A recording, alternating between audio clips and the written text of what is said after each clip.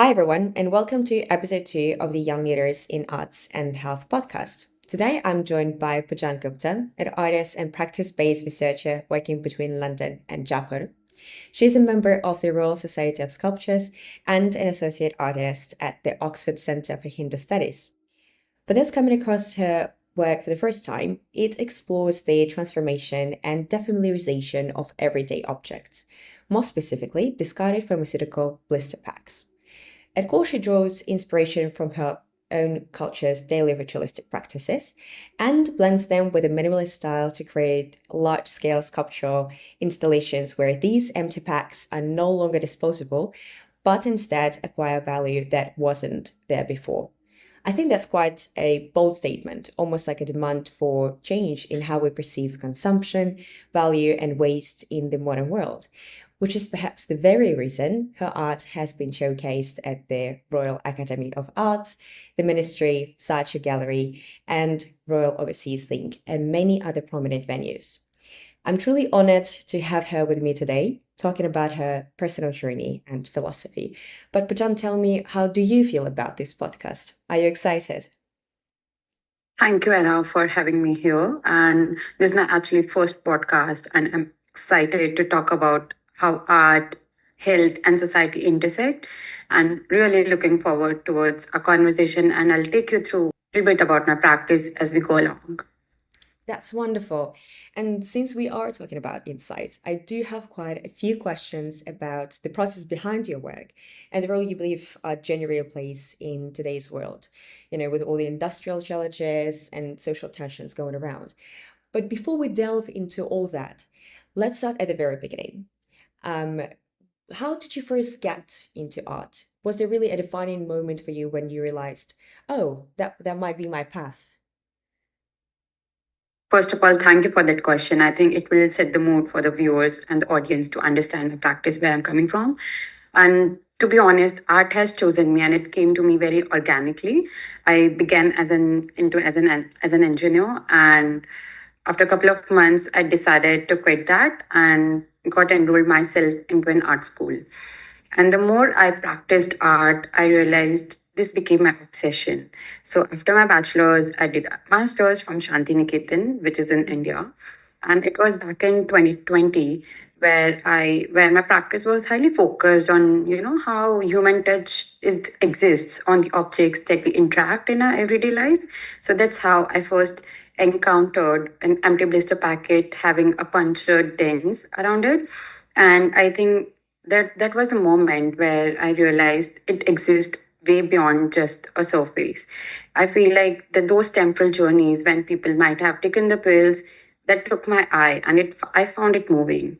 And then I started collecting from my relatives, from my friends, almost for a year. And then once I have almost over 100 packets, and then I started experimenting in my studio.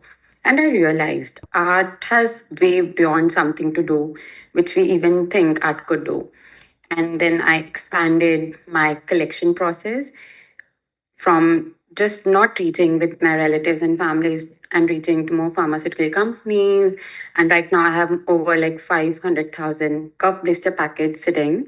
And I feel like the moment I started more working with it, it has given me more voice and to raise those questions which we feel like it's not relevant, but they are relevant. Because sometimes there are moments in your practice where you'll feel like, oh, I'm not fitting in the ecosystem, in the patterns where everyone is working. It happens, like it happened with me as well, like working with this experiment. Everyone was like, no, who's gonna buy a empty packet and hang in their home? So sometimes it happens as an artist, and then you stop working towards it. But I would say it's okay. That's okay. Like if you're not fitting into the systems, just follow and keep working, because it's important to put yourself out first, and how things will come into place, you won't know. And then back in 2023, my associations with Oxford Centre of Hindu Studies took me back to my roots, where I come from, which is India. And I started noticing those ritualistic activities where an everyday object just simply take another significance when it enters into any ceremonial practice.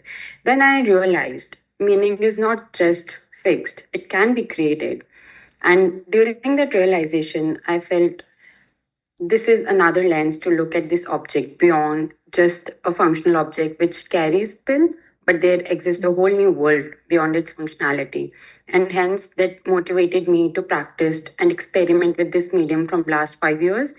And I want to see my practice as a change in our sensibilities towards how we respond to these objects.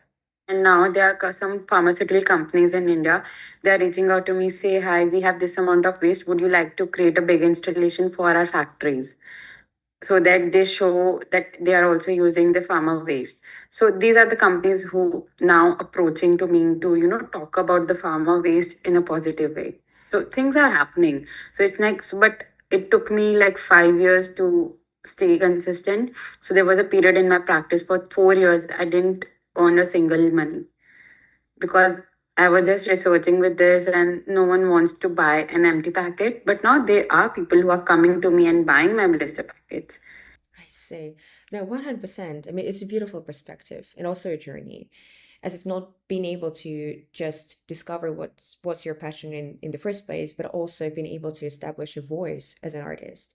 Because I assume that, especially today, when we see reductions in funding for the arts and humanities, and even growing public scrutiny around activism, that's not necessarily an easy task to accomplish. So, really well done on that. And how do you believe this experience and the process of becoming an artist has shaped the way you see the world around yourself and yourself? I think for me, it's been quite a journey coming from an engineering or like a science background into something very creative. I haven't got exposed to any creative practices during my childhood. And the moment I entered into art, practicing art, I think I became very aware to notice things. It made me taught more aware to see and respond to my everyday activities more closely. And then I started questioning what's happening with this empty packet once we take the pill.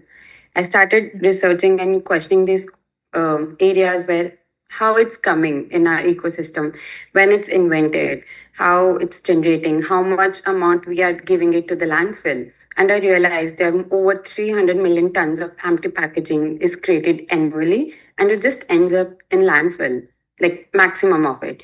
This made me respond to this minute required entity in the climate emergency.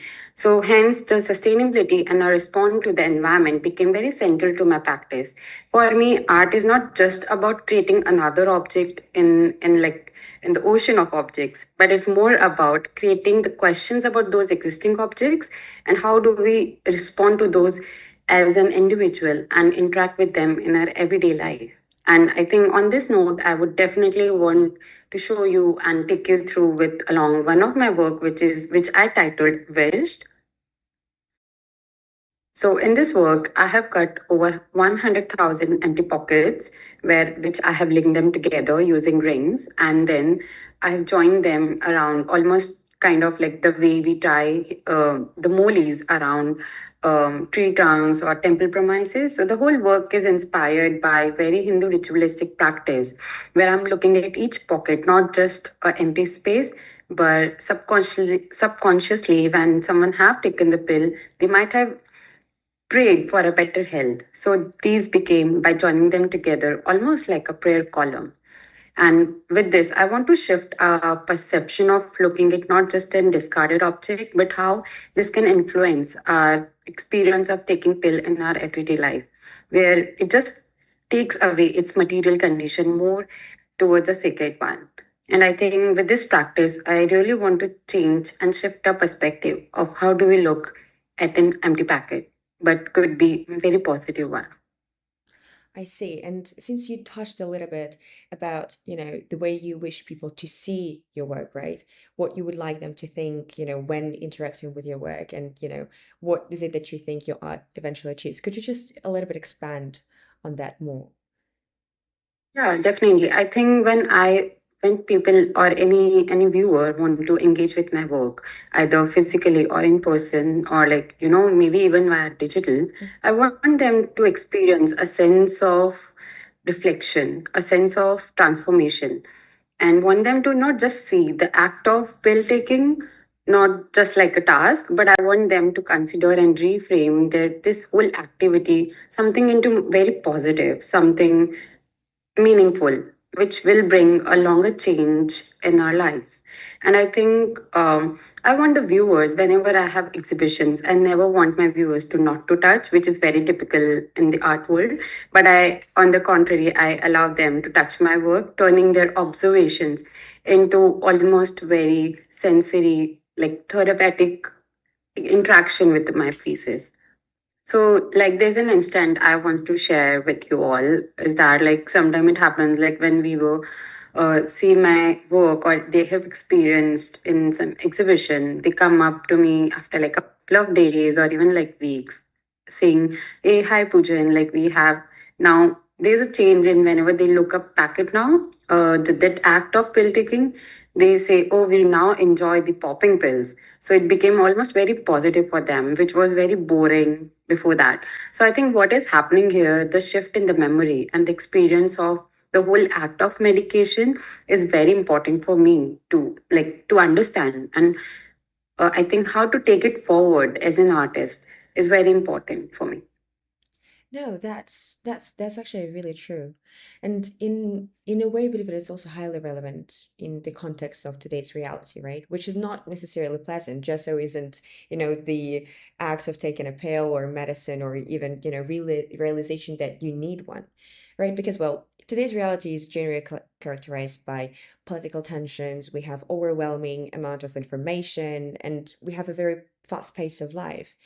And I think we often think of ourselves as being just subject to these circumstances, having to endure or cope with them somehow, which, if you think about it, can be really emotionally draining because there is very little we can do about it. It also kind of makes us feel that way. But if we shift that perspective, right, if we start consciously questioning how these experiences transform us and see them part of a broader process, like evolution or kind of a ritual, we can choose how to get through them and what is it we'd like to learn from them. And it sort of shifts us from this like passive to active position, which is so simple yet brilliant. Right. So as we come to an end of our conversation, would you say that's what you'd like people to take away from this podcast, as if the link between reality and personal transformation, or even better to say, the act of becoming someone? Or is there anything else that you would like to add to it? Yeah, definitely. I mean, definitely, I would to say to artists who are working, stay curious, experiment a lot, don't fear, just put yourself out. Sometimes it might be you would be feeling like, oh, you are not fitting in into the patterns or in the ecosystem. You would feel left alone in terms of your practices, in terms of your choices that you make as an artist.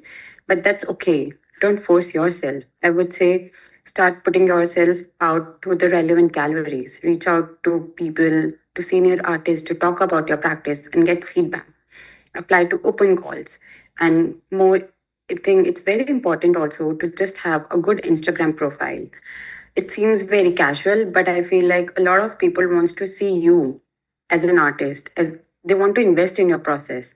Like what's your daily life like? What do you do as an artist? What's your approach of making, not just the final outcome? So that would be my advice to the artist. But to all the listeners having here, I would say simply pause, rethink your choices you make in your everyday life, because I feel art is not just about making objects. It actually comes alive when it's reflected upon. It's not just about looking, it's about experiencing it, it's about questioning it and letting us to change our perspective, even if it's just a little one. I see. Well, indeed. And well, while it's not something we always get a chance to do nowadays, I believe it's absolutely great to take a moment to reflect. It really helps us to better understand where we stand and where we are heading, both as individuals and as a society. But thank you so much for sharing your perspective today. Honestly, I believe your reflections have been truly insightful, and I'm sure that listeners will take a lot from this conversation, whether they're creators themselves or simply people looking to connect more deeply with art. Thank you for joining me. Rana, for having me here. And to everyone listening, don't forget to share your thoughts with us in the comments, subscribe, or get in touch via email. See you all soon.